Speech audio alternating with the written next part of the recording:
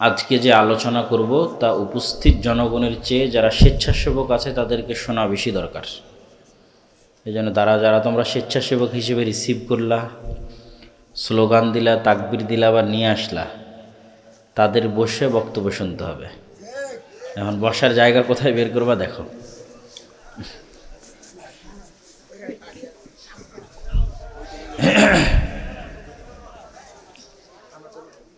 আজকের বক্তব্যের বিষয়বস্তু হচ্ছে উম্মতে মুহাম্মাদির গোলামি থেকে মুক্তির রাস্তা।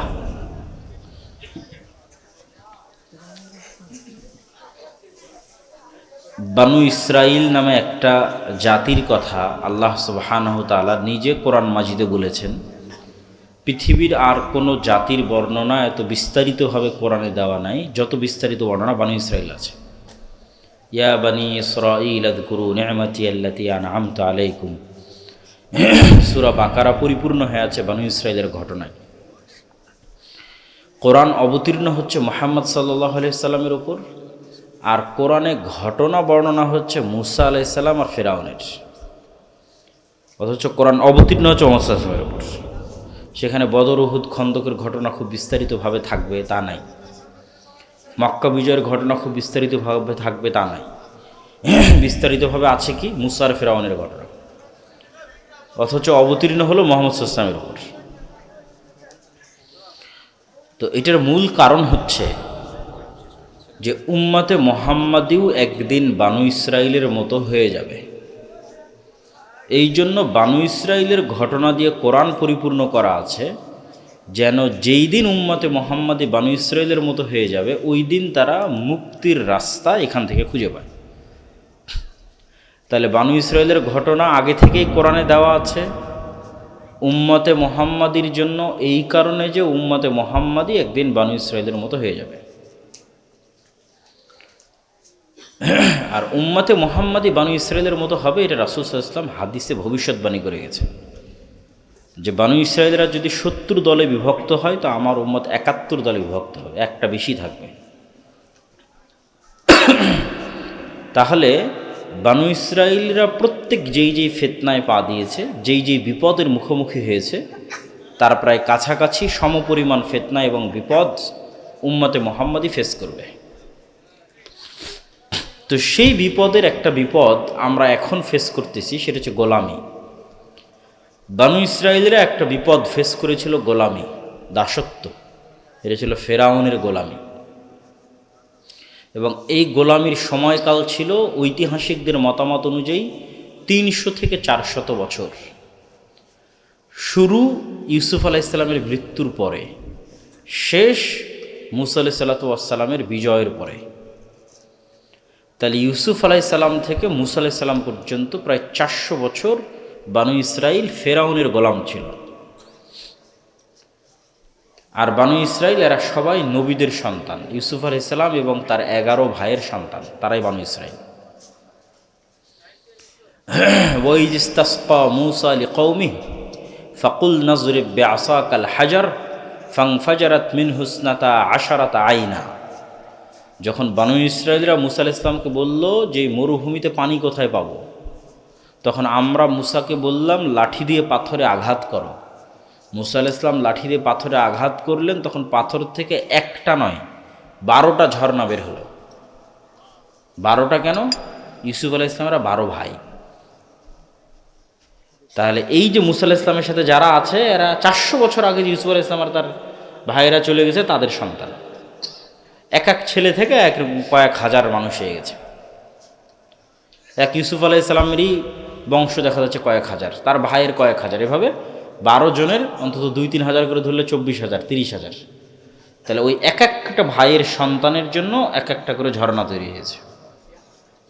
এবং মুফাসসিরিনে কেরাম বলছে যখন ফেরাউন ডুবে গেল এবং মূসা আলাইহিস সালামের লাঠির আঘাতে রাস্তা তৈরি হলো, তখনও 12টা রাস্তা তৈরি হয়েছিল।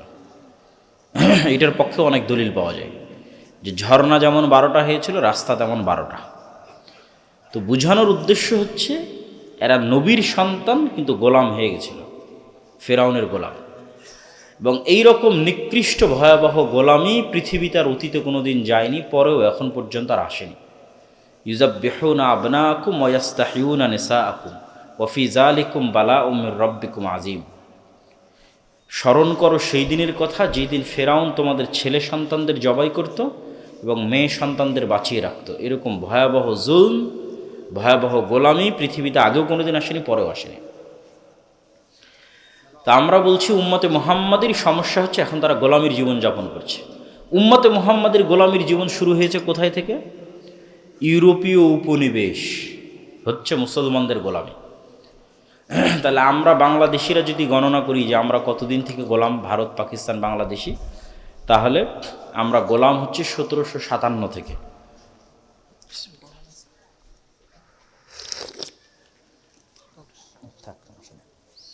1757 থেকে 2025, প্রায় ওই দিকে 1947 পর্যন্ত 190 বছর, আর এদিকে প্রায় 70 বছর, প্রায় 250 বছর।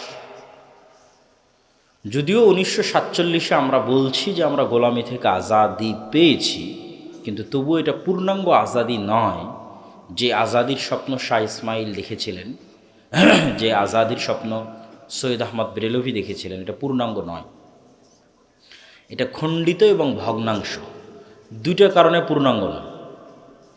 কেন দুইটা কারণে পূর্ণাঙ্গ নয়? নাম্বার 1, ইউরোপীয় উপনিবেশের নামকাওয়াস্তে অবসান হয়েছে, ব্রিটিশরা নামকাওয়াস্তে চলে গেছে, কিন্তু রাষ্ট্রের কাঠামো, রাষ্ট্রের সিস্টেম, আইন, মূলনীতি, সংবিধান, পদ্ধতি, কোর্ট, শিক্ষা ব্যবস্থা, অল এভরিথিং, সব কিছু ব্রিটিশ। তথা Bangladesh army is a legacy of British army. Pakistan army legacy of British army. এই বাংলাদেশ আর্মি আগে ছিল পাকিস্তান আর্মি, ওই Pakistan army part of Indian army, Indian army is a part of British army. তাহলে বাংলাদেশ আর্মিতে যা নিয়মকানুন আছে সব ব্রিটিশ আর্মির নিয়মকানুন, শেষ। বাংলাদেশের কোর্ট কাচারিতে যা নিয়মকানুন আছে সব ব্রিটিশদের সময় রেখে যাওয়া কোর্ট কাচারির নিয়মকানুন। তাহলে দুইটা কারণে এটা পূর্ণাঙ্গ আজাদি নয়। 1, পুরো সিস্টেমটা ব্রিটিশদের থেকে গেছে। 2, 1757-তে যখন আমরা 23শে জুন ব্রিটিশদের কাছে ক্ষমতা হারিয়েছি, তখন ক্ষমতা হারিয়েছি পুরো ভারতের, মানে মুসলমানদের হাতে তখন ছিল পুরো ভারত। বাদশাহ আলমগীর শেষ মুঘল বাদশাহ, কাবুল থেকে নিয়ে আরাকান পর্যন্ত একচ্ছত্র আধিপত্য মুসলমানদের। তাহলে যতক্ষণ পর্যন্ত পুনরায় মুসলমানদের অখণ্ড ভারত প্রতিষ্ঠিত না হয়েছে, ততক্ষণ পর্যন্ত পূর্ণাঙ্গ স্বাধীনতা অর্জিত হয়নি।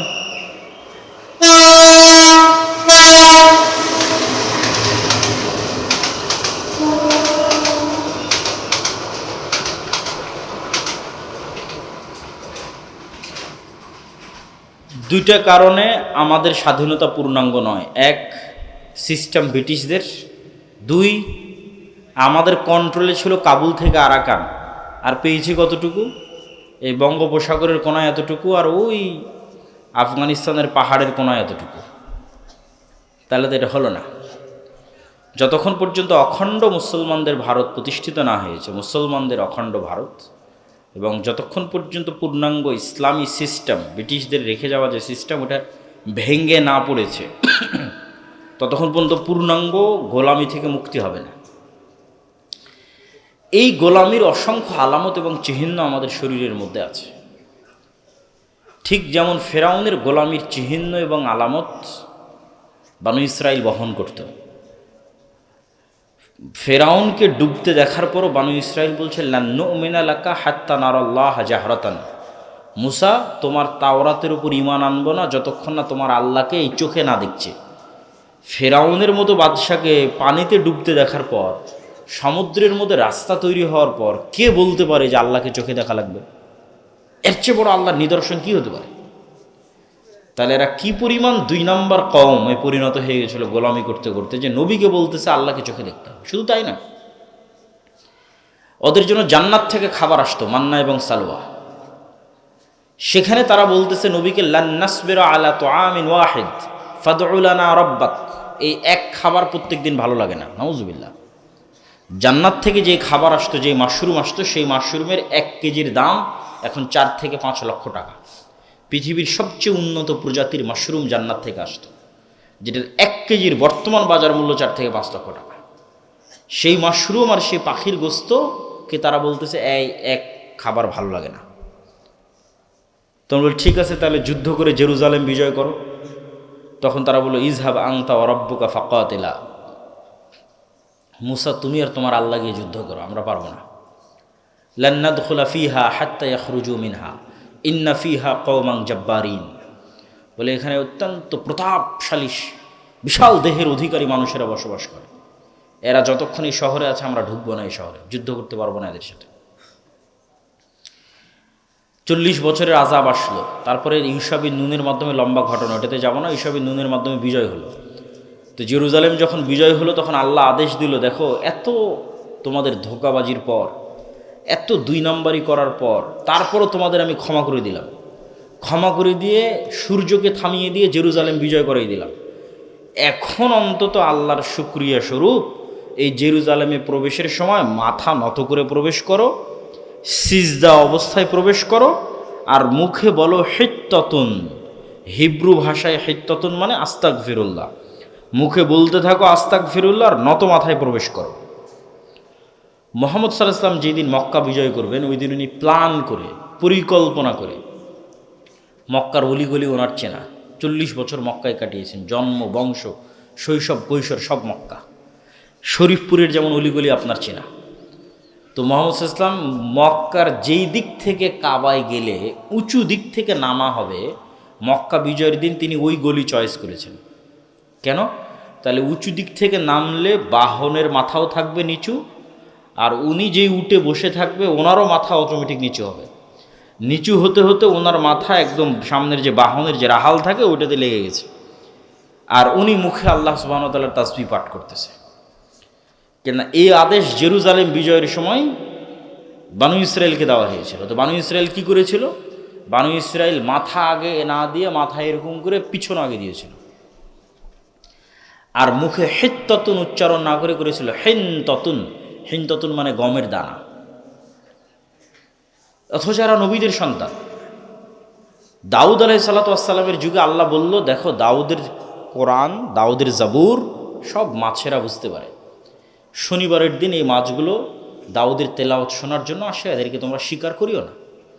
এরা বলল, ঠিক আছে, শনিবারের দিন শিকার করব না। মাছগুলোকে এইভাবে বেড়া দিয়ে, বানা দিয়ে আটকে রেখে দিল, ধরলো না। ওই মাছগুলোকে রেখে দিল, দিয়ে রবিবারের দিন ধরে বলছে, কই আমরা তো শনিবারে ধরিনি। মাছ কিন্তু ঠিকই আটকে রেখে দিয়েছে। যে রবিবারের দিন ধরে বলতেছে আমরা কোন বারে ধরিনি? শনিবারে ধরিনি। এই যে 2 নম্বরই বুদ্ধি, এগুলো ওরা কোথায় পেল? ধোঁকাবাজি, দুর্নীতি বাঙালিদের মতো কই শিখল? ফেরাউনের 300 বছর গোলামিতে শিখেছে। গোলামি মানুষকে মিথ্যা বলতে বাধ্য করে। যখন আমি গোলাম, আমার রুজি রুটির ব্যবস্থা নাই, তখন আমি 1 টাকার জন্য মিথ্যা বলবো, 1টা রুটি নিয়ে কাড়াকাড়ি করব, 1টা রুটির জন্য আরেকজনকে হত্যা করব। এটা গোলাম থাকলে ন্যাচার এরকম হয়ে যায়। এই জন্য মুসা আলাইহিস ইসলামকে আল্লাহ গোলাম অবস্থায় বড় না করে ফেরাউনের বাড়িতে বড় করেছে। এই জন্য মুসা আলাইহিস ইসলামের মানসিকতা আর বানু ইসরায়েলের মানসিকতা মিলত না। এরা গোলাম, কেন? এদের জীবন এভাবেই পার হয়েছে। আর মুসা আলাইহিস ইসলাম প্রিন্স অবস্থায়, রাজপুত্র অবস্থায় ফেরাউনের বাড়িতে বড় হয়েছে। তো ওনার মধ্যে গোলামির মানসিকতা নাই। ফলত মুসা আলাইহিস ইসলামের মানসিকতার সাথে বানু ইসরায়েলের মানসিকতা মিলে না। মুসা আলাইহিস ইসলাম শেষ পর্যন্ত আল্লাহকে বলল, আল্লাহ এই কওমের দায়িত্ব আমি নিতে পারবো না, আমাকে উঠিয়ে নিয়ে যান। তো আমাদের মূল আলোচনার বিষয়বস্তু ছিল যে গোলামির চিহ্ন। গোলামি মানুষের চরিত্র, নেচার পরিবর্তন করে দেয়। গোলামি মে বদল জাতি হে কওমো কা জমির, আল্লামা ইকবাল বলেছে।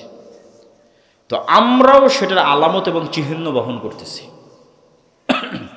এবং ব্রিটিশরা বা পাশ্চাত্য সাম্রাজ্যবাদীরা 2টা জিনিস মুসলমানদের রন্ধ্রে রন্ধ্রে, রগে রগে, বাড়িতে বাড়িতে, ঘরে ঘরে প্রবেশ করিয়েছে, যেন মুসলমানদের মধ্যে গোলামির কালচার কন্টিনিউ করে।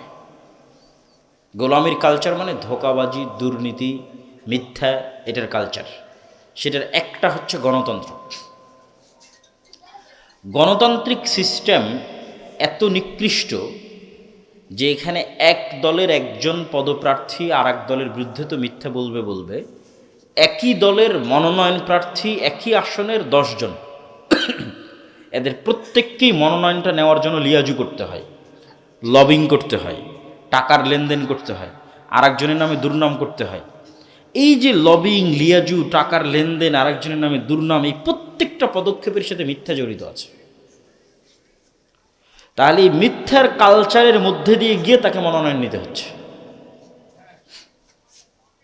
তাহলে মিথ্যার কালচারের মধ্যে দিয়ে মনোনয়ন নিলে, এবার মনোনয়ন নেওয়ার পর যখন হলফনামা জমা দিচ্ছে, হলফনামায় সম্পদের বিবরণের প্রত্যেকটা তথ্য মিথ্যা।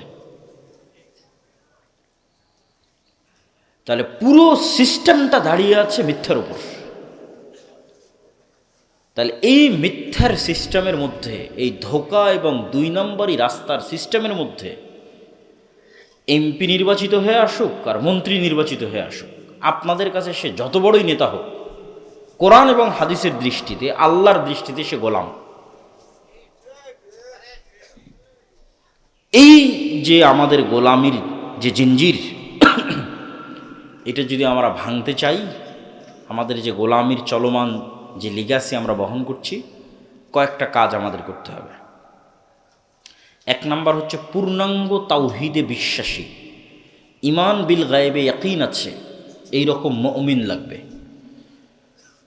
আহলে হাদিসরা, সালাফিরা অনেক সময় মনে করতে পারে যে আমরা তো তাওহীদে বিশ্বাসী। আলহামদুলিল্লাহ, আহলে হাদিসরা অনেক দিক থেকেই বড় শিরক থেকে বেঁচে থাকে, কিন্তু তারপরও তাওহীদের অর্থ সকলের কাছে স্পষ্ট নয়। আল্লামা ইকবাল লিখেছেন, এ দৌর আপনি ইব্রাহিম কি তালাশ মে হ্যাঁ। আজকের যুগে মুসলমানদের মুক্তির একটাই রাস্তা, মুসলমানদের মধ্যে একজন ইব্রাহিম লাগবে, ইব্রাহিম আলাইহিস সালাম। আজকের মুসলমানদের বাঁচার একটাই রাস্তা, আজকের যুগের মুসলমানদের মধ্যে একজন ইব্রাহিম তৈরি হতে হবে, শতভাগ তাওহীদপন্থী মুমিন লাগবে। তো ইব্রাহিমের কি এমন ছিল যা আজকের মুসলমানদের নাই, অথবা আজকের আহলে হাদিসদেরও নাই? কি ছিল ইব্রাহিমের? ইব্রাহিম এবং ইসমাইল আলাইহিসসালাম যখন পরস্পরের কুরবানির জন্য প্রস্তুতি নিলেন, তখন কোরআনের ওই জায়গায় আয়াত আছে, আসলামা ওয়াতাল্লাহু লিল জাবিন, তারা 2 জন ইসলাম গ্রহণ করেছে। শাব্দিক অনুবাদ করলাম। তো ইব্রাহিম আর ইসমাইল তো আগে থেকে ইসলাম গ্রহণ করেছে।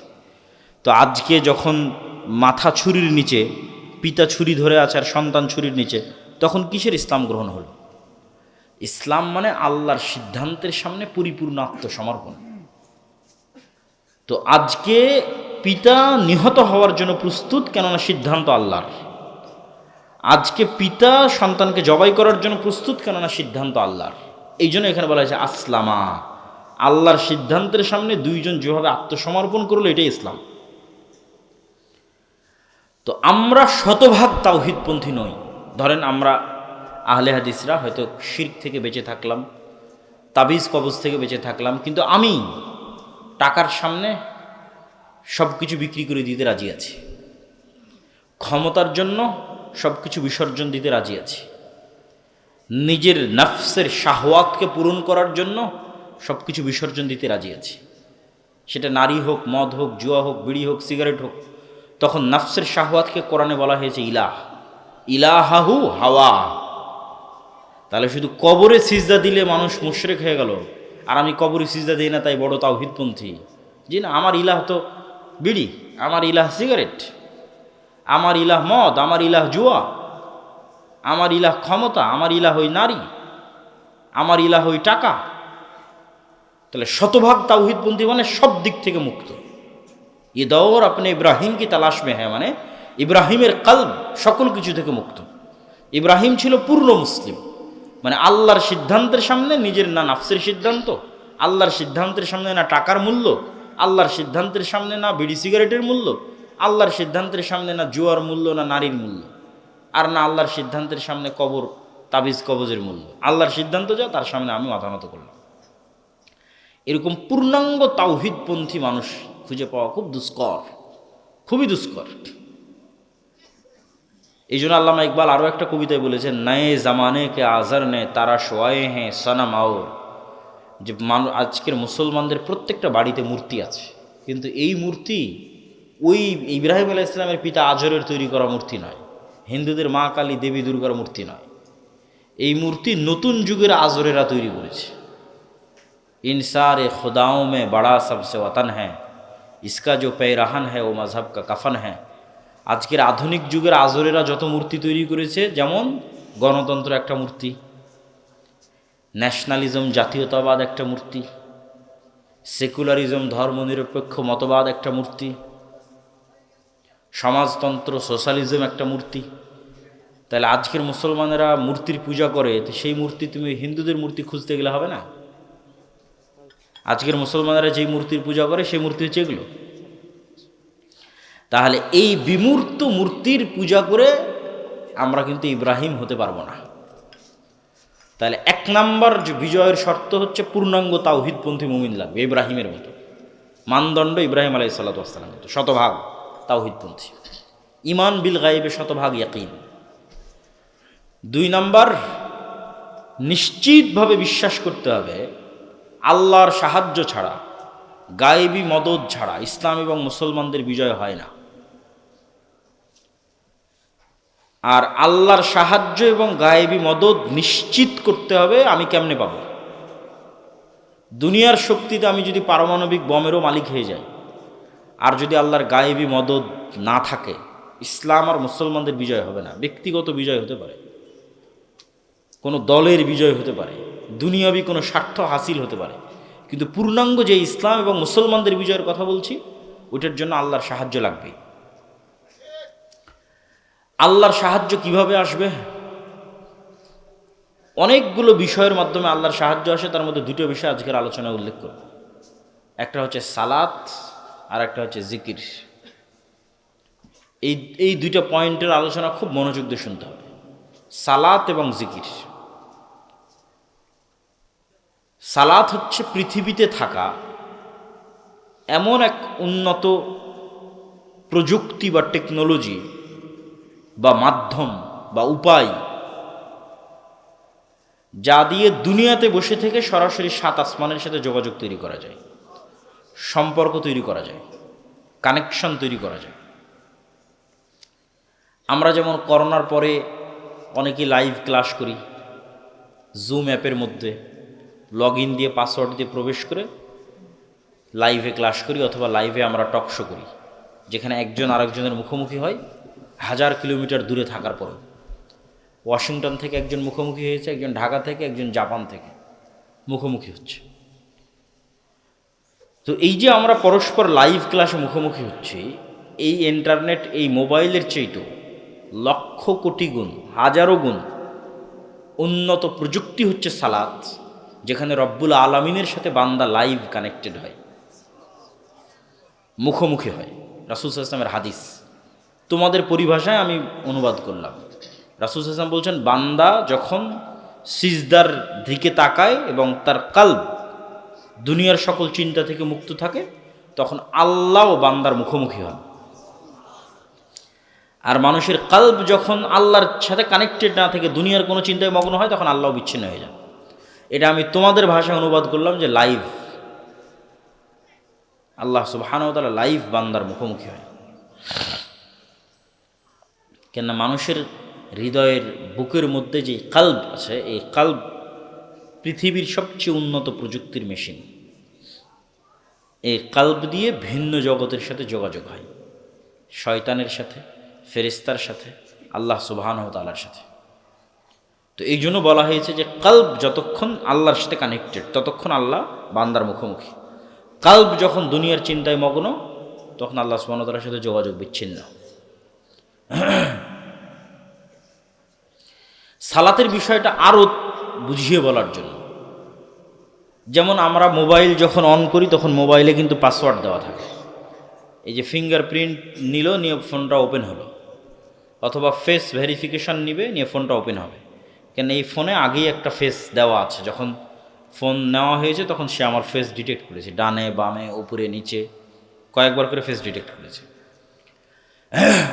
ভাইয়েরা যারা উঁচু পর্যায়ে চাকরি করে তাদের বিভিন্ন অফিসে গেলে দেখবা যে কার্ড দিয়ে দরজা ওপেন হচ্ছে, কার্ড পাঞ্চ করতেছে, দরজা ওপেন হয়ে যাচ্ছে, ফিঙ্গারপ্রিন্ট দিচ্ছে, দরজা ওপেন হয়ে যাচ্ছে।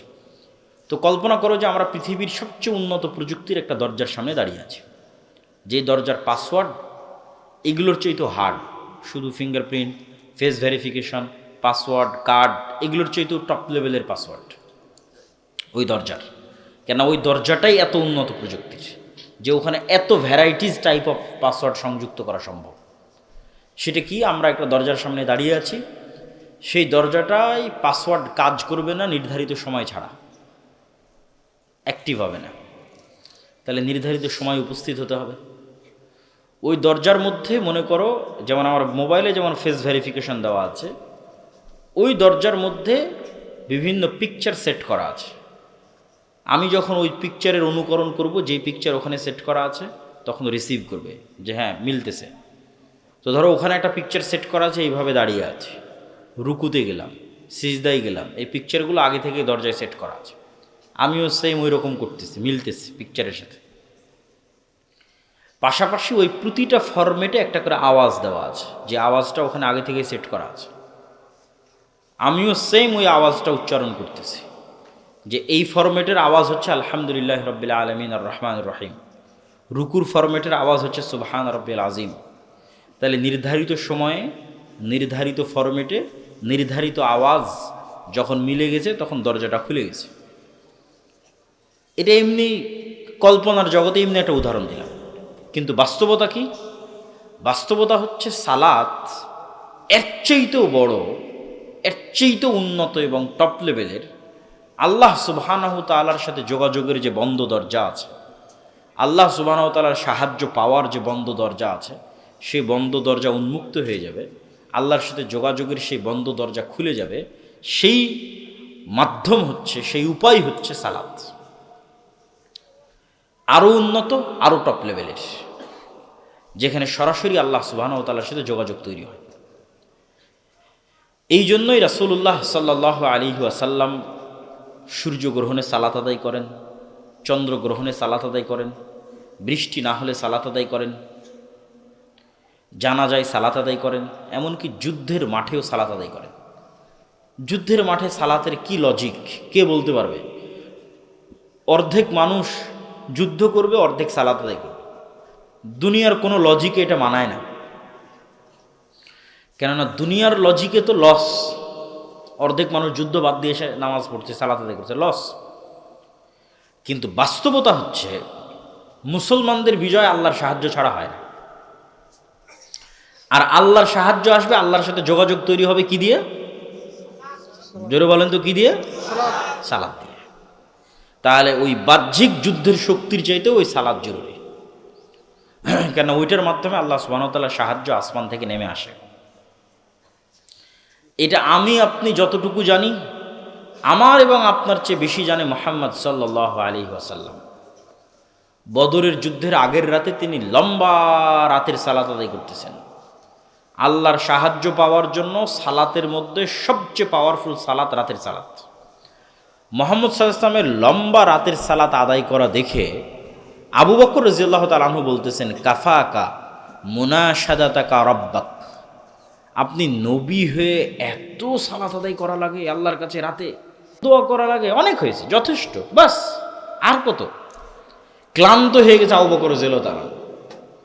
কিন্তু রাসূলুল্লাহ সাল্লাল্লাহু আলাইহি ওয়াসাল্লাম করতেই আছে, এই জন্য যে মুহাম্মদ সাল্লাল্লাহু আলাইহি সাল্লাম আবু বকরের চেয়েও বেশি জানে যে কাল বদরের যুদ্ধে উনি আল্লাহর সাহায্য ছাড়া জিততে পারবেন না। দুনিয়াবি শক্তিতে উনি যতই শক্তিশালী হোক, বিজয় সম্ভব নয় যতক্ষণ কার সাহায্য না পাওয়া যাবে? আল্লাহর। আর মুহাম্মদ সাল্লাল্লাহু আলাইহি ওয়াসাল্লাম আবু বকরের চেয়ে ভালোভাবে জানেন যে আল্লাহর সাহায্য পেতে হলে আমাকে রাতের সালাতে দাঁড়াতেই হবে, কোনো রাস্তা নেই। এটাই টেকনোলজি, এটাই সেই প্রযুক্তি যা দিয়ে আসমান থেকে আল্লাহর সাহায্য নেমে আসবে। তাহলে এখন আপনি কল্পনা করেন যে পৃথিবীর সর্বশ্রেষ্ঠ নবী, সর্বশ্রেষ্ঠ রাসূল, সর্বশ্রেষ্ঠ মানুষ আল্লাহর সাহায্য ছাড়া জিততে পারছে না, জয়লাভ হচ্ছে না, বিজয় আসতেছে না। আর পৃথিবীর সর্বশ্রেষ্ঠ মানুষ আল্লাহর সাহায্য পাওয়ার জন্য 5 ওয়াক্ত সালাত তো অনেক পরে আছেই, 5 ওয়াক্ত সালাতের পরেও দীর্ঘ সময় যাবৎ রাতে উঠে সালাত আদায় করতে হচ্ছে, আল্লাহর সাহায্য নিবে তাই, অথচ উনি নবী, সর্বশ্রেষ্ঠ মানুষ, সর্বশ্রেষ্ঠ রাসূল। আর আমরা শরীফপুর জামালপুরের মানুষ 5 ওয়াক্ত সালাত আদায় না করেই শুধু ভোট দিয়ে আর মিছিল দিয়ে ইসলাম বিজয় হয়ে যাবে। হবে নাকি? সম্ভব নয়। সালাতে যে নাই ও আল্লাহর গন্তির মধ্যেই নাই, আল্লাহর গণনার মধ্যেই নাই, কাউন্টের মধ্যেই নাই। এখন কোথায় পড়ে মারা গেল, কি ভাগাড়ে ডুবে গেল, কি নদীতে পড়ে গেল, এই গণনার মধ্যেই যে নাই, সালাতে যে নাই। তো তার দিয়ে ইসলামের বিজয় তো বহু পরে, তার দিয়ে মুসলমানদের বিজয় তো বহু পরে, সে আল্লাহর গণনার খাতা থেকে বাদ। এই জন্য সালাত লাগবেই, গোলামি থেকে মুক্তির জন্য, ইসলাম এবং মুসলমানদের বিজয়ের জন্য, আল্লাহর সাহায্য পাওয়ার জন্য সালাত লাগবেই। সালাতের মধ্যে সবচেয়ে পাওয়ারফুল হচ্ছে রাতের সালাত। আর একটা পয়েন্ট আমরা বলেছি জিকির, যে দুইটা মাধ্যমে আল্লাহ সুবহানাহু ওয়া তাআলার সাহায্য পৃথিবীতে বেশি পাওয়া যায়। তার 1 নম্বর বলেছি সালাত, 2 নম্বর বলেছি জিকির। জিকিরটা বোঝানোর জন্য আমাদের বুঝতে হবে শব্দ এবং আওয়াজ অত্যন্ত পাওয়ারফুল। শব্দভিত্তিক প্রযুক্তি, আওয়াজ ভিত্তিক প্রযুক্তি পৃথিবীতে সবচেয়ে শক্তিশালী। এটা যতক্ষণ আমি আপনাকে না বুঝাতে পারবো ততক্ষণ জিকির কেন পাওয়ারফুল এটা বুঝাতে পারবো না। তার আগে আমাদের বর্তমান সভ্যতা কোন প্রযুক্তির উপর দাঁড়িয়ে আছে? 1 মিনিট। আমাদের বর্তমান সভ্যতা দাঁড়িয়ে আছে এই মোবাইল, এই কম্পিউটার, এই ইন্টারনেট, এই ক্যামেরা, ফেসবুক, ইউটিউব যা আছে, পুরো যে আমাদের ডিজিটাল যে সভ্যতা, এই সভ্যতাটা দাঁড়িয়ে আছে আলোর যে তরঙ্গ, লাইটের যে ওয়েভ, ওইটার মধ্যে যে ডাটা ট্রান্সফার করার ক্ষমতা আছে সেটার উপর দাঁড়িয়ে আছে। আলো ডাটা ট্রান্সফার করতে পারে, এটা আজকে থেকে নয়, যেদিন থেকে আল্লাহ পৃথিবী সৃষ্টি করেছে ওই দিন থেকে। মানুষ জানতো না, মানুষের এই জ্ঞান ছিল না। আজ 50-100 বছর হচ্ছে মানুষ শিখেছে যে কিভাবে আলোর মধ্যে দিয়ে ডাটা ট্রান্সফার হলে ওটাকে রিসিভ করা যায়। ওইভাবে মোবাইল বানিয়েছে, ওইভাবে টাওয়ার সেট করেছে। এই মোবাইলের সাথে তো আমার মুখের কোনো তার নাই, আবার ওই মোবাইলের সাথে টাওয়ারের তো কোনো তার নাই, এগুলো আলোর মধ্যে দিয়ে যাচ্ছে। আমার কথাটা আলোর মধ্যে দিয়ে, ওই মোবাইলের মধ্যে দিয়ে আমেরিকাতে লাইভ প্রচার হচ্ছে, এখান থেকে আলোর মধ্যে দিয়ে আমেরিকাতে যাচ্ছে, আলোর গতির সাথে, এবং আমার ভিডিওটাও। এবং এটার আরও চাক্ষুষ জ্বলন্ত উদাহরণ হচ্ছে, আপনি যদি আলোর চেয়ে বেশি গতি অর্জন করতে পারেন, যেটা মানুষের পক্ষে সম্ভব নয়, কিন্তু কল্পনা করেন যে মুহাম্মদ সাল্লাল্লাহু আলাইহি ওয়াসাল্লাম তো মিরাজে আলোর গতি ভেদ করে চলে গেছিল। তা আমরা যদি আলোর চেয়ে গতিশীল কোনো কিছু অর্জন করতে পারি, দিয়ে আজ থেকে 15 বছর পূর্বে যদি চলে যাই, আলো এবং সময় সেম, সময় আর আলো এক। 15 বছর আগে এই পৃথিবীতে, এই শরীফপুর, এই জামালপুরে যে সময়টা অতিক্রম হয়েছে, ওর সাথে একটা আলো অতিক্রম করেছে, ওর সাথে একটা লাইটও অতিক্রম করেছে। লাইট এবং সময় একই সাথে চলমান। তো আমি যদি আলোর গতিতে 15 বছর আগে চলে যাই, দিয়ে ওখানে গিয়ে যদি একটা মেশিন সেট করি, তাহলে 15 বছর আগে এই শরীফপুর, এই জামালপুরে কে কি বলেছে, কে কি করেছে সব শোনা যাবে লাইভ, এবং সব দেখা যাবে লাইভ। বদরের যুদ্ধ লাইভ দেখা সম্ভব। শুধু বদরের যুদ্ধের সময় যে আলো ক্রস করেছে, ওটার বয়স 1500 বছর। ওই 1500 বছর আলো এখন যত দূর আছে মহাকাশে, ওখানে গিয়ে ধরতে হবে। ওখানে গিয়ে ধরলে লাইভ দেখা যাবে, রাসূল সাল্লাল্লাহু আলাইহি ওয়াসাল্লামের আওয়াজ, সাউন্ড লাইভ শোনা যাবে, হাদিস এবং যুদ্ধ লাইভ দেখা যাবে। এই জন্য মানুষের কোনো কিছু হারায় না, আমরা যা করছি কিচ্ছু হারায় না, সব আলোর মধ্যে আছে। তাহলে মানুষই তো মানুষের হিসাব নিতে পারবে, আল্লাহর হিসাব নেওয়া তো বহু পরে। আল্লাহ সুবহানাহু ওয়া তাআলা তো এগুলোর কোনোটারই মুখাপেক্ষী নন, কিন্তু তারপর আমাদের জ্ঞান দিয়ে আমরা যতটুকু অর্জন করেছি সেটাতে আমরাই আমাদের হাতে ধরা। তো আধুনিক সভ্যতা দাঁড়িয়ে আছে এই আলো কেন্দ্রিক, এই লাইট কেন্দ্রিক, তরঙ্গ ওয়েভ কেন্দ্রিক প্রযুক্তির উপর। আর আমি এমন একটা প্রযুক্তির কথা বলছি যেটা শব্দ কেন্দ্রিক, আওয়াজ ভিত্তিক, আওয়াজ কেন্দ্রিক। এইটার কিছু জ্ঞান আল্লাহ সুলাইমান আলাইহিস সালাতু ওয়াস সালামকে দিয়েছিলেন। ওয়ামা উতিতু মিনাল ইলমি ইল্লা কালিলা। পিঁপড়া কি বলছে সেটা বোঝা, এবং আমি কোন কোন ধরনের আওয়াজ বের করলে পিঁপড়া বুঝবে, যেমন আমি কিন্তু এখন একটা আওয়াজই বের করতেছি, এটা বাংলায়।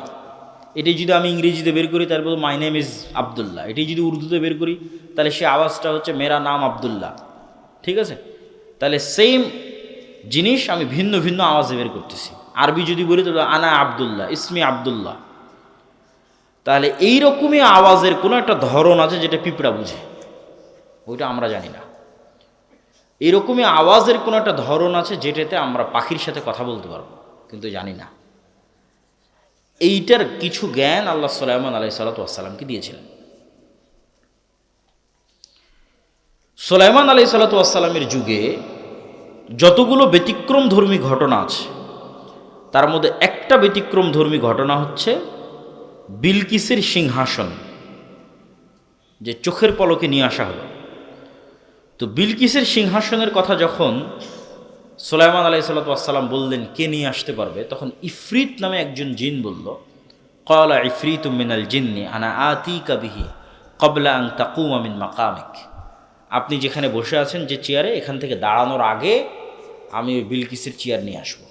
এইটা সুলাইমান আলাইহিস সালামের পছন্দ হয়নি। আর একজন বলল আল্লাযী ইনদাহু ইলমুম মিনাল কিতাব। আর একজন যে মানুষ না জিন তার কোরআনে বলা নাই, এভাবে বলা আছে। আর একজন বলল যার নিকটে ইনদাহু ইলমুম মিনাল কিতাব, কিতাবের জ্ঞান আছে। কিতাবের কি জ্ঞান আছে আল্লাহ ভালো জানে। সে বলল আপনার চোখের পলক পড়ার আগে বিলকিসের সিংহাসন এখানে উপস্থিত হবে।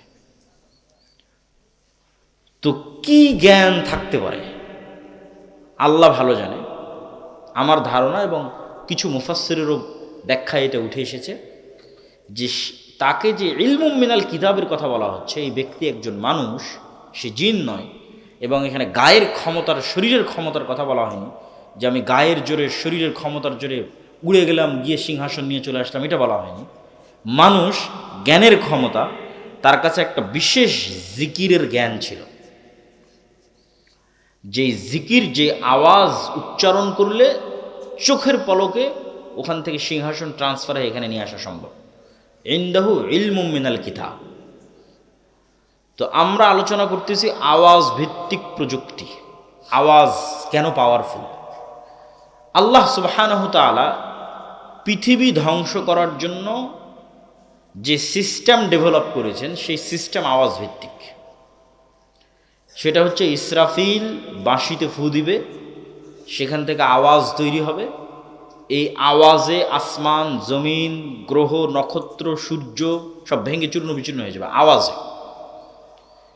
ঠিক পুনরুত্থানের জন্য আল্লাহ যে সিস্টেম তৈরি করেছেন, যে পৃথিবীর সব মানুষ, সব জিন, সব ফেরেশতা মৃত্যুবরণ করে শেষ। কুল্লু মান আলাইহা ফান ওয়া ইয়াবকা ওয়াজহু রাব্বিকা যুল জালালি ওয়াল ইকরাম।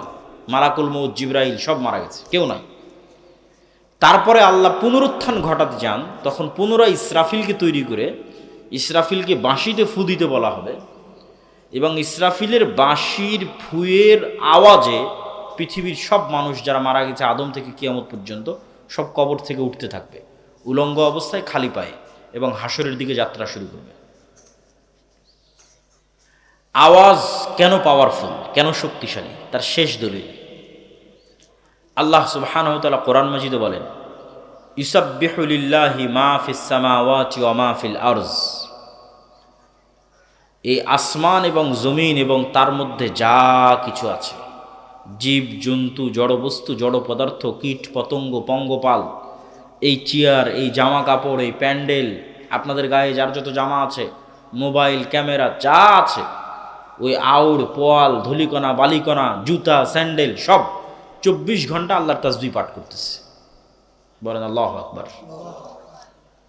তাহলে 24 ঘন্টা তারা আওয়াজ তৈরি করতেছে, আওয়াজ বের হচ্ছে, এই চেয়ার থেকে আওয়াজ বের হচ্ছে, এই কাপড় থেকে আওয়াজ বের হচ্ছে। শুনতে পাই না কেন? পিঁপড়া যে চলে আর আওয়াজ শুনতে পান? তো পিঁপড়া চললে আওয়াজ হয় না? আওয়াজ হয়। তো পিঁপড়া চলার আওয়াজ যেমন শুনতে পান না, তেমন এই কাপড় যে তাসবিহ পাঠ করতেছে এখান থেকে যে আওয়াজ বের হচ্ছে এটা শুনতে পান না। এটাই শুধু ভয়ঙ্কর নয়, এর চেয়েও ভয়ঙ্কর। এই সব কিছু শুধু আওয়াজ তৈরি করতেছে না, বরং এরা আওয়াজ শুনতেও পারে, বুঝতেও পারে, সেটার দলিল রাসূলুল্লাহ সাল্লাল্লাহু আলাইহি ওয়াসাল্লাম বলছেন, মুয়াজ্জিন যখন আজান দেয় তখন যতদূর পর্যন্ত মুয়াজ্জিনের আওয়াজ যায় ততদূর পর্যন্ত জীব জন্তু জড়বস্তু জড় পদার্থ কীট পতঙ্গ পঙ্গপাল এরা সব ওই তাসবিহ ওই জিকির বুঝে এবং কিয়ামতের মাঠে ওই তাসবিহ ওই জিকির ওই আজানের পক্ষে সাক্ষী দিবে। তাহলে এই চেয়ার সুবহানাল্লাহ বলতেছে, আবার আমি যে সুবহানাল্লাহ বলতেছি এই সুবহানাল্লাহ বুঝতে হচ্ছে। এই জন্য আওয়াজ বা জিকির মোস্ট পাওয়ারফুল, সবচেয়ে পাওয়ারফুল। আর এই জন্য উম্মতে মুহাম্মাদির কাছে মুসা আলাইহিস সালাতু ওয়াস সালামের কাছে যে লাঠি ছিল সেই লাঠির চাইতে পাওয়ারফুল জিনিস আছে উম্মতে মুহাম্মাদির কাছে। মুসা আলাইহিস সালাতু ওয়াস সালামের কাছে যে হাতের মুজিজা ছিল তার চাইতে পাওয়ারফুল জিনিস আছে উম্মতে মুহাম্মাদির কাছে, সেটা হচ্ছে কোরআন। কেননা কোরআন সরাসরি আল্লাহর আওয়াজ, আল্লাহর সাউন্ড, আল্লাহর শব্দ, আল্লাহর বাক্য। বলেন আল্লাহু আকবার। এর চাইতে শক্তিশালী কিছু পৃথিবীতে নেই। এই জন্য জিকিরের মধ্যে সর্বশ্রেষ্ঠ জিকির কোরআন। এই জন্য কোরআনের তাজবিদ বিশুদ্ধ করতে হয়। আমার তাজবিদ যদি হুবহু মুহাম্মদ সাল্লাল্লাহু আলাইহি ওয়াসাল্লামের মতো হয় উচ্চারণ, আর মুহাম্মদ সাল্লাল্লাহু আলাইহি ওয়াসাল্লামেরটা হুবহু জিবরাইল আলাইহিস সালামের মতো, আর জিবরাইলেরটা হুবহু আল্লাহ সুবহানাহু ওয়া তাআলার মতো, এভাবে আওয়াজ ট্রান্সফার হতে হতে আমাদের পর্যন্ত এসেছে। আল্লাহর শব্দ, আল্লাহর বাক্য। জিবরাইল শুনেছেন, জিবরাইল থেকে মুহাম্মদ সাল্লাল্লাহু আলাইহি ওয়াসাল্লাম, মুহাম্মদ সাল্লাল্লাহু আলাইহি ওয়াসাল্লাম থেকে আমরা।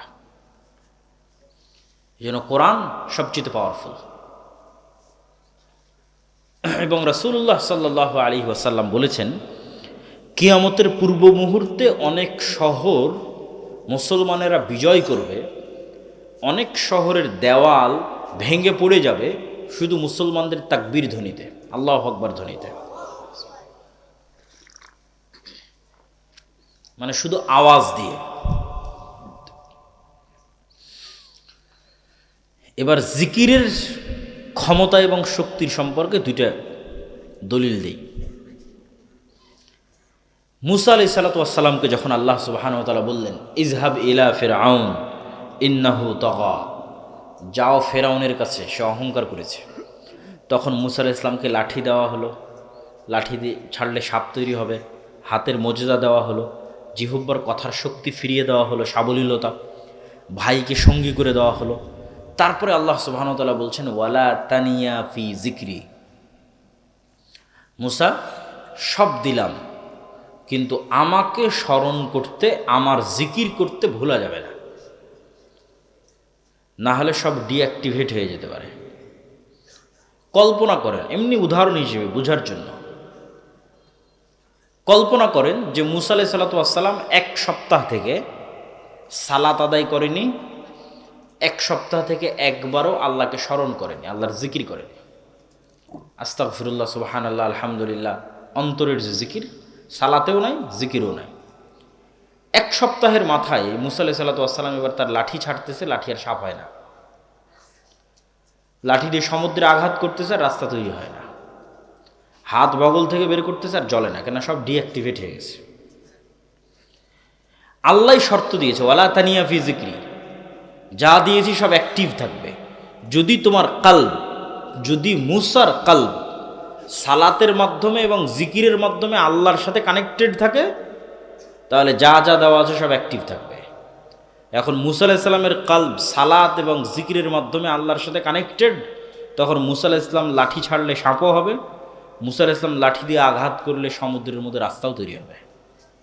এলে জিকির, জিকির এবং সালাতে নাই, আল্লাহ সুবহানাহু ওয়া তাআলার খাতাতেও নাই, আল্লাহ সুবহানাহু ওয়া তাআলার গণনাতেও নাই। জাকারিয়া আলাইহিস সালাতু ওয়াস সালাম কুল্লামা দাখালা আলাইহা জাকারিয়াল মিহরাব ওয়াজাদা ইনদাহা রিজকা ক্বালা ইয়া মারইয়ামু আন্না লাকি হাযা ক্বালাত হিয়া মিন ইনদিল্লাহ ইন্নাল্লাহা ইয়ারযুকু মান ইয়াশা বিগাইরি হিসাব। মারিয়াম আলাইহিস সালাতু ওয়াস সালামের কাছে অসময়ের ফলমূল খাবার। জাকারিয়া আলাইহিস সালাম জিজ্ঞেস করছেন কিভাবে? বলে আল্লাহর পক্ষ থেকে। হুনালিকা দাআ জাকারিয়া রাব্বাহ, ওখানেই জাকারিয়া আলাইহিস সালাম আল্লাহর কাছে দোয়া করছেন, আল্লাহ এরকম যদি আমারও একটা সৎ সন্তান থাকতো তো আল্লাহ ফেরেশতাদের মাধ্যমে জাকারিয়া আলাইহিস সালাতু ওয়াস সালামকে সুসংবাদ দিলেন যে তোমার সন্তান হবে। আল্লাহ সেই সন্তানের নাম রেখে দিয়েছে ইয়াহইয়া, আল্লাহ নাম রেখেছে। এখন এত বড় সুসংবাদ পাওয়ার পর জাকারিয়া আলাইহিস সালাতু ওয়াস সালামের নিজেরই আর বিশ্বাস হয় না, কেন ওনার অবস্থা উনি ভালো জানে। ওনার দাড়ি, ওনার চুল, ওনার শরীরের সক্ষমতা, ওনার স্ত্রীর বন্ধ্যাত্ব সব উনি জানে। তাহলে উনি বলল আর আল্লাহ বলল দিয়ে দিব, বলল আর হয়ে গেল, ওনার আর বিশ্বাস হয় না। তো উনি আল্লাহ সুবহানাহু ওয়া তাআলাকে বলছেন, আল্লাহ আলামত বলেন, চিহ্ন বলেন, যাতে বিশ্বাস করতে পারি আসলেই আমার সন্তান হবে। তখন আল্লাহ বলছেন, তোমার আলামত এবং চিহ্ন হচ্ছে সকাল সন্ধ্যার জিকির। সকাল সন্ধ্যার জিকিরে সব অসম্ভব সম্ভব হয়ে যাবে, সব অসম্ভব। সন্ধ্যা মানে মাগরিবের পরে নয়, আসরের পর থেকে সূর্য ডোবার পূর্ব পর্যন্ত। বুকরাতাও ওয়া আসিলা বিল আশিয়্যি ওয়াল ইবকার ক্বাবলা তুলুইশ শামসি ওয়া ক্বাবলাল গুরুব, এগুলো কোরআনের আয়াত। সকাল সন্ধ্যায় জিকিরের বিষয়ে আল্লাহ সুবহানাহু ওয়া তাআলার আদেশ। আর সকাল মানে ফজরের পর থেকে নিয়ে সূর্য ওঠা পর্যন্ত। এবং জিকির কেন শ্রেষ্ঠ? সব ইবাদত জিকির, এমনকি সালাতও জিকির। এই যে ছেলেরা, তোমরা কোথায় যাচ্ছ?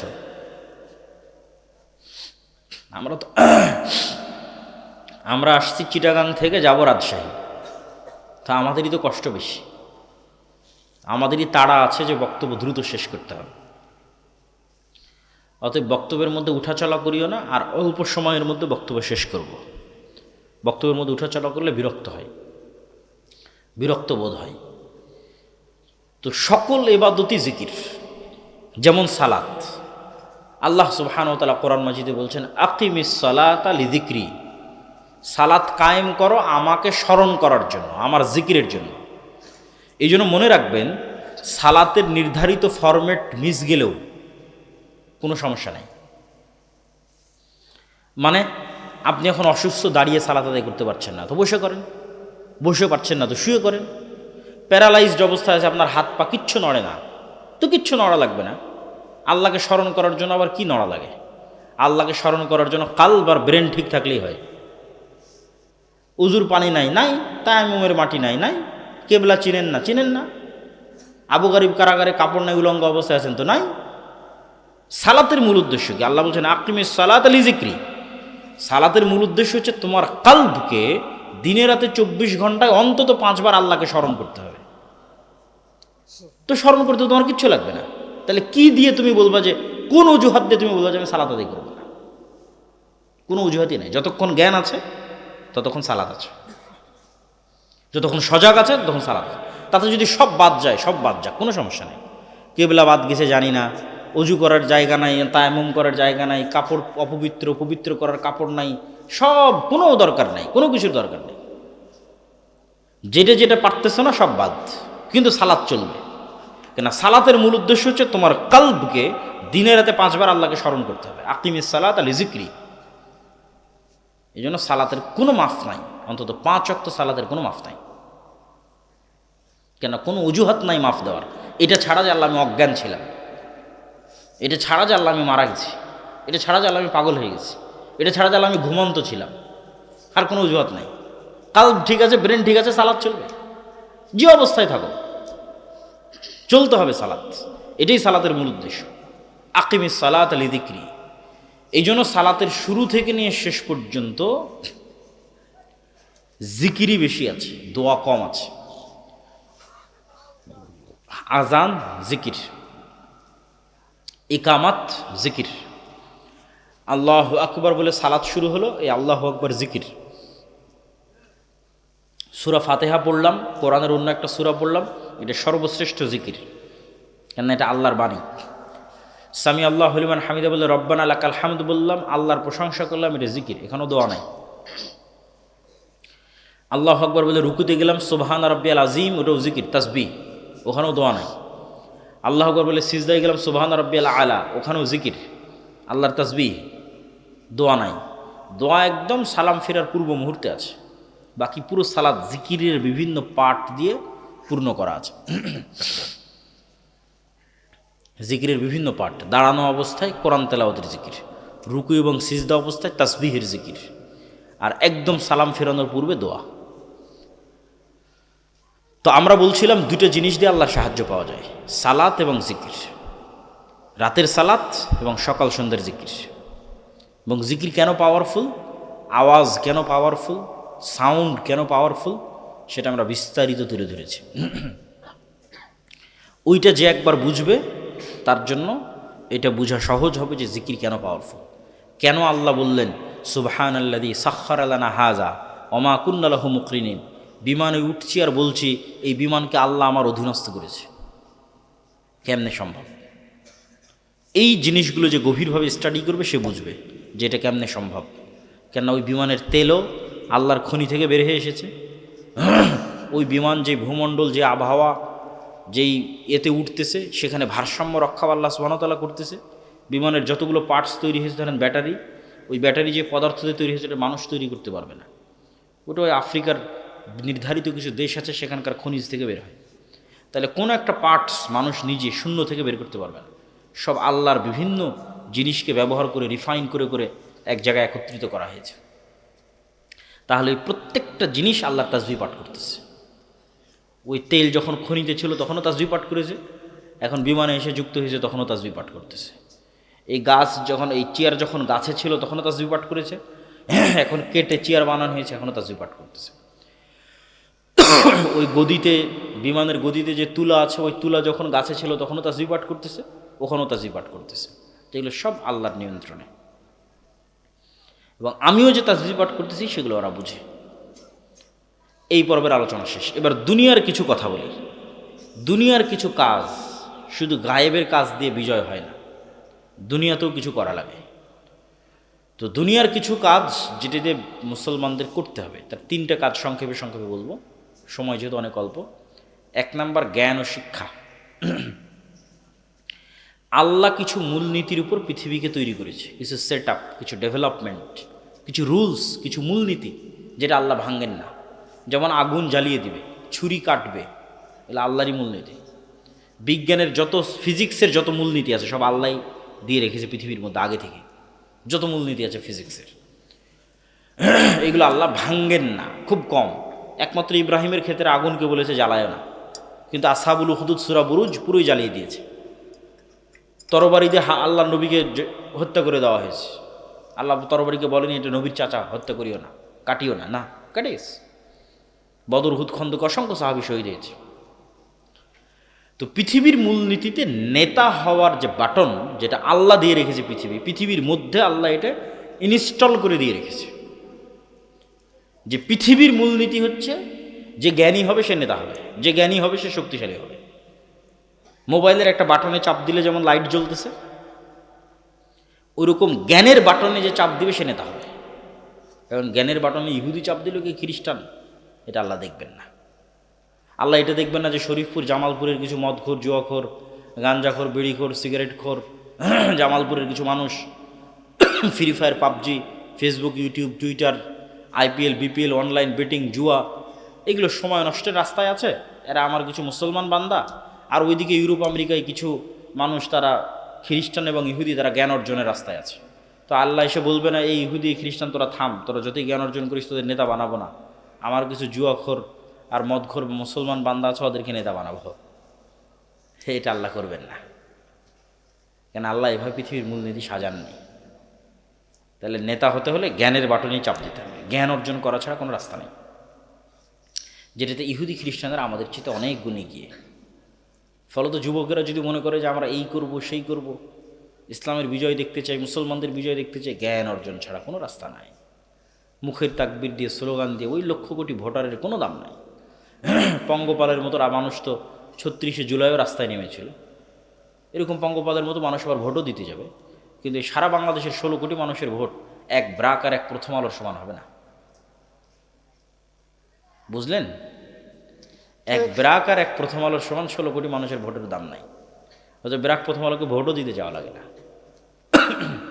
ওটাই জ্ঞানের শক্তি, প্রতিষ্ঠানের শক্তি, টাকার শক্তি। 2 নম্বরে আসবো টাকা, অর্থনীতি।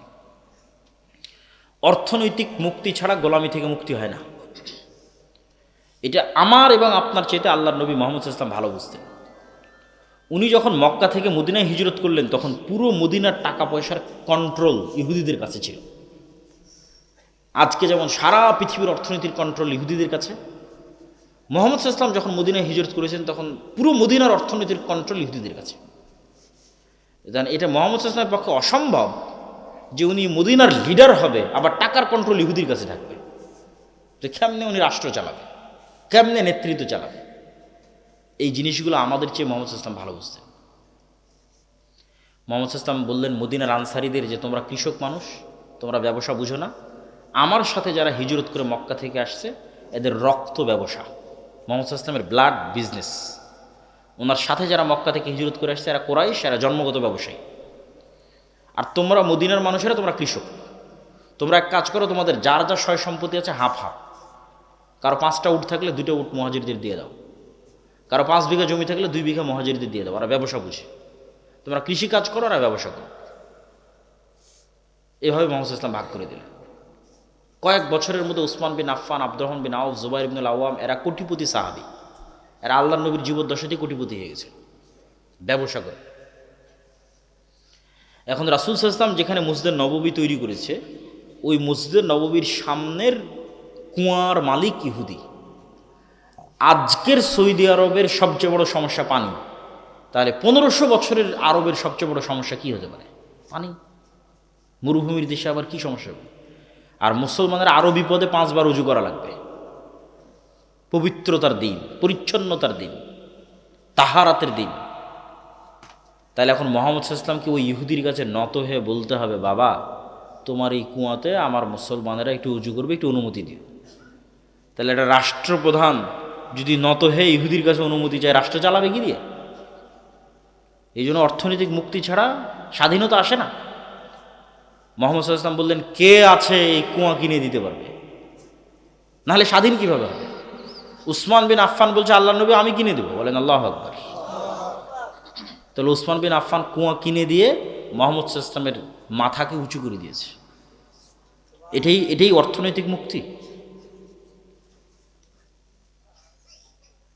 আমরা মনে করি বদর এবং উহুদের যুদ্ধ এটা বিশাল একটা ধর্মের জন্য, ঈমান আমল আকীদার জন্য একটা বিশাল যুদ্ধ।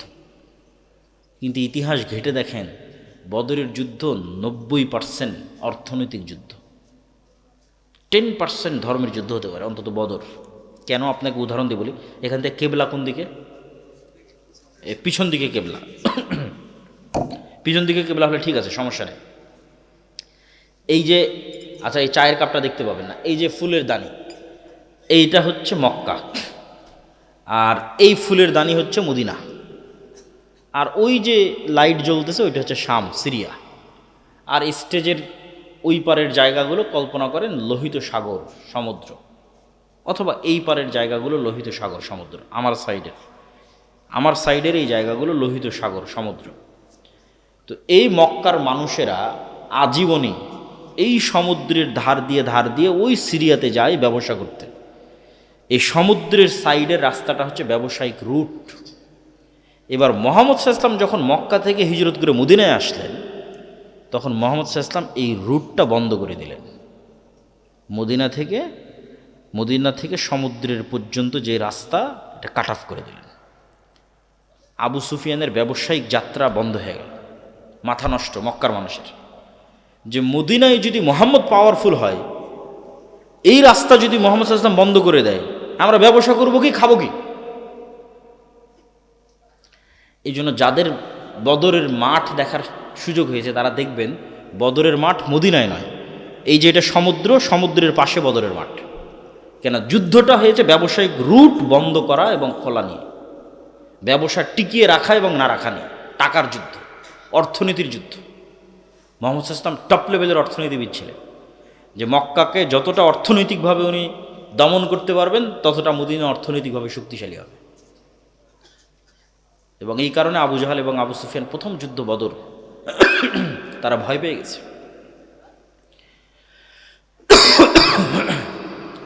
উম্মতে মোহাম্মদী ব্যবসায়ী জাতি। উম্মতে মোহাম্মদীকে চাকরি করা শিখিয়েছে ঔপনিবেশিকরা। এই যে ব্রিটিশদের গোলামির একটা চিত্র এবং আলামত আমাদের মধ্যে আছে, সেটা হচ্ছে আমরা এই চিন্তা নিয়ে বড় হই যে আমাদের চাকরি করতে হবে। কিন্তু মুসলমানেরা জন্মগতভাবে মোহাম্মদ ইসলামের আশেপাশে যারা ছিল এবং মোহাম্মদ ইসলামের আশেপাশে যারা সাহাবী ছিল এবং পরবর্তী মুসলমানেরা, এরা ছিল ব্যবসায়ী জাতি। এরা ব্যবসার মাধ্যমে ইসলামকে নিয়ে গেছে। ওই Malaysia, Brunei, Indonesia, Chittagong, Kerala সব বিজনেস, রুট বিজনেস, তার সাথে ইসলাম। এই জন্য আল্লামা ইকবাল বলেছে, নাহি মাকাম কি খুগর তবিয়তে আজাদ, হাওয়ায়ে সাইরে মিসালে নসিম পায়দা কর। বলছে নির্ধারিত জায়গা আর নির্ধারিত কাজের মুখাপেক্ষী হয়ে থাকিস না, বরং সকালে প্রবাহিত বাতাসের যেমন কোনো সীমানা নাই, মুসলমানদের তেমন কোনো সীমানা নেই। जिंदा कौमों का अलामत यही है कि बदलती रहती है सुबह शाम उनकी जिंदगी। বলছে জীবিত জাতি ওরাই, মরেনি ওই সম্প্রদায় যাদের সকাল সন্ধ্যা প্রত্যেক দিন পরিবর্তন হয়। তো কাদের সকাল সন্ধ্যা প্রতিদিন পরিবর্তন হয়? একমাত্র মরু যাযাবর, মরু বিদুইনদের সকাল সন্ধ্যা প্রতিদিন পরিবর্তন হয়। কিভাবে? আজ এই জায়গাতে আছে, 2 দিন এখানে থাকার পর আবার পরের দিন সকালবেলা ওই তাবু টাবু গুটিয়ে নিয়ে আবার আর এক জায়গার উদ্দেশ্যে সফর করলো। কোথায় আবার একটু ঘাস আছে, কোথায় আবার একটু পানি আছে, সেখানে গিয়ে আবার 2 দিন, ওখান থেকে আবার 2 দিন পর উঠে আবার আর এক জায়গায়। তাহলে প্রতিদিন ওদের সকাল এবং সন্ধ্যা চেঞ্জ হচ্ছে। আমি প্রতিদিন ঘুম থেকে উঠে অফিসে যাচ্ছি, অফিস থেকে বাড়ি, অফিস থেকে বাড়ি, তাহলে আমার প্রতিদিন সকাল এবং সন্ধ্যার রুটিন সেম।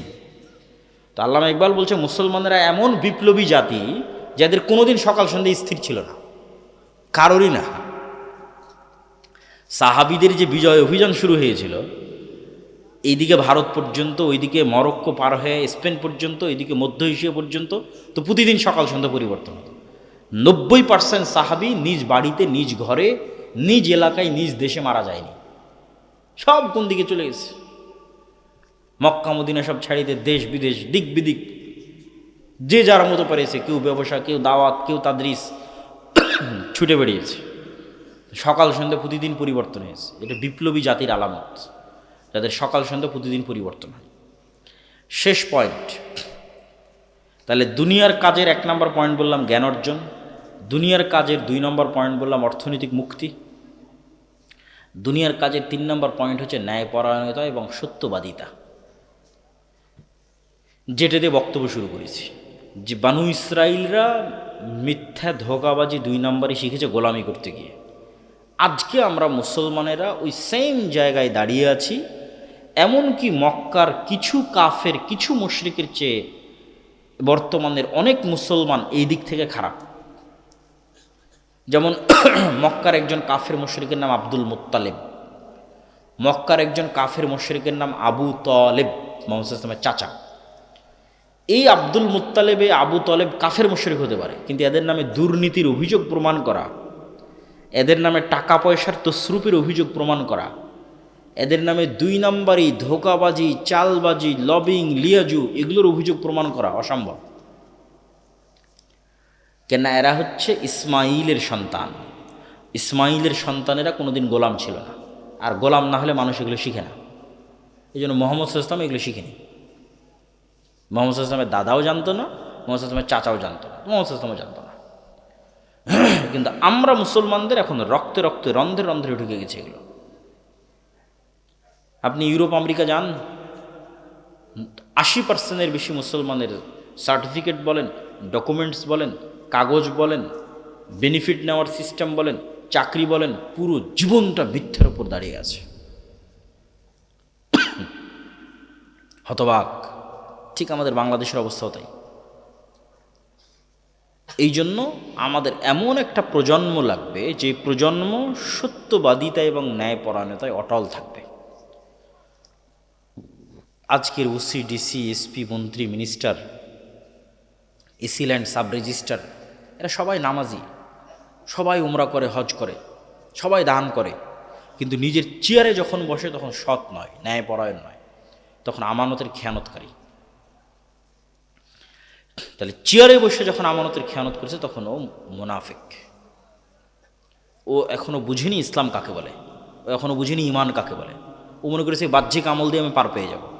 জি না, ওটা ধোঁকা। তার অন্তরে ইমানই প্রতিষ্ঠিত হয়নি, তাকে ইমান নবায়ন করতে হবে। তাহলে আমাদের বক্তব্যের সারমর্ম হচ্ছে এমন একটা প্রজন্ম দরকার, 500 জন, ধরেন 500 জন, যারা জ্ঞানে সর্বোচ্চ, যারা অর্থনৈতিকভাবে স্বাধীন সক্ষম, অর্থনৈতিকভাবে গোলাম নয়, যারা সত্যবাদী ন্যায়পরায়ণ, জ্ঞান আছে, বিক্রি হয় না। কত ডাক্তার নেবেন, কত ইঞ্জিনিয়ার নেবেন, জ্ঞান অর্জন করেছে কিন্তু স্বাক্ষরটাকে বিক্রি করে দিচ্ছে টাকার কাছে, আছে না নাই? আছে। ওকে দিয়ে কাজ নাই, ও গোলাম, আর 14 পুরুষ গোলাম। আপনি কেমনে বুঝবেন যে আপনার মধ্যে গোলামের আলামত আছে কি নাই? আপনি আপনার পিতার জমি আপনার বোনকে ন্যায়ের সাথে বন্টন করে দিয়েছেন কিনা, এভাবে কালবে হাত দিয়ে জিজ্ঞেস করতে হবে যে আমার পিতার জমি আমার বোনকে আমি কি ন্যায়ের সাথে বুঝিয়ে দিয়েছি, না আমার যেটা ভালো দামের রাস্তার পাশে ভিটা সেটা আমি নিয়েছি, যেটা আবাদ হয় না পানিতে নদীতে কম দামি সেটা বোনকে দিয়েছি, অথবা দেইনি, দিলে দেরিতে দিয়েছি। এটা একটা মাত্র আলামত দিলাম পরীক্ষার। যদি দেখেন আপনি টিকে গেছেন, আপনার মধ্যে নেতা হওয়ার গুণ আছে। আর যদি দেখেন টিকেননি, তাহলে আপনি গোলাম, আপনার পরবর্তী প্রজন্ম, কয় প্রজন্ম পর্যন্ত গোলাম আল্লাহ ভালো জানে। আপনাকে যদি আমি এখন বাংলাদেশের প্রধানমন্ত্রী করি, গত 16 বছর দুর্নীতি হয়েছে, আপনি তার চেয়ে বেশি দুর্নীতি করবেন। মসজিদ, মাদ্রাসা, আলেম ওলামা, ইসলামী দল সংগঠন, সব জায়গায় বাহ্যিক ইসলাম আছে, নাই কোনটা? এটা নাই। সত্যবাদিতা নাই, পরায়ণতা নাই। এটারই খুব দরকার মুসলমানদের মধ্যে, এবং এটাই সারমর্ম। 500 যুবক সর্বোচ্চ পর্যায়ের জ্ঞানী, অর্থনৈতিক সক্ষম, বিক্রি হয় না, উসমান হাদিদের মতো, যাদেরকে বিশ্ব মনে করবে যাকে গুলি করে না উড়িয়ে দিলে টিকা যাবে না, বাধ্য হবে গুলি করে উড়িয়ে দিতে, খুব ভয়ঙ্কর। এরকম একটা যুবকও ভয়ঙ্কর, সর্বোচ্চ পর্যায়ের জ্ঞানী, অর্থনৈতিক সক্ষম, মানে আত্মমর্যাদা আছে, বিক্রি হবে না অত সহজে, সত্যবাদী ন্যায়পরায়ণ, একজনও খুব ভয়ঙ্কর। তাহলে এরকম একজন যুবকও যদি খুব ভয়ঙ্কর হয়, তো তার উপর জুলুম, বিপদ আপদ নেমে আসবে। তো বাঁচবে কিভাবে জুলুম বিপদ আপদ থেকে? আর আল্লাহর সাহায্য লাগবে, আল্লাহর সাহায্য ছাড়া টিকতে পারবে না। আল্লাহর সাহায্যের জন্য আগেরগুলো লাগবে, পূর্ণাঙ্গ তাওহীদ, ইমান বিল গায়বি ইয়াকিন, 5 ওয়াক্ত সালাত, রাতের সালাত, সকাল সন্ধ্যের জিকির। তাহলে আল্লাহর ফেরেশতার স্পেশাল ফোর্স তাকে গার্ড দিবে, রক্ষা করার জন্য, বাঁচানোর জন্য, সহযোগিতার জন্য, বুদ্ধি দেওয়ার জন্য, ইলহাম করার জন্য। তো যদি কেউ এই শর্তগুলো পূরণ করতে পারে, যে আল্লাহর সাহায্য তার সাথে, আবার সে সর্বোচ্চ পর্যায়ের জ্ঞানী, আবার বিক্রি হয় না, আবার অর্থনৈতিক সক্ষম, এইরকম যুবকদের হাত দিয়ে বিপ্লব আসবে, পূর্ণাঙ্গ বিপ্লব। যেই বিপ্লবের আমরা স্বপ্ন দেখি, যেই বিপ্লবের দাওয়াত দিই, যেই বিপ্লবে মুসলমানদের গোলামি থেকে স্বাধীনতা নিশ্চিত হবে। আর এই পুরো বক্তব্যের সামারি আলোচনা আল্লাহর পথে যাত্রা এই বইটার মধ্যে আছে। এই বইটা লেখাই হয়েছে মসজিদ, মাদ্রাসা, স্কুল, কলেজ, দাওয়া সেন্টার, লাইব্রেরি, সব জায়গায় 1 কপি করে রেখে অন্তত সপ্তাহে 1 দিন পাঠ চক্র করা।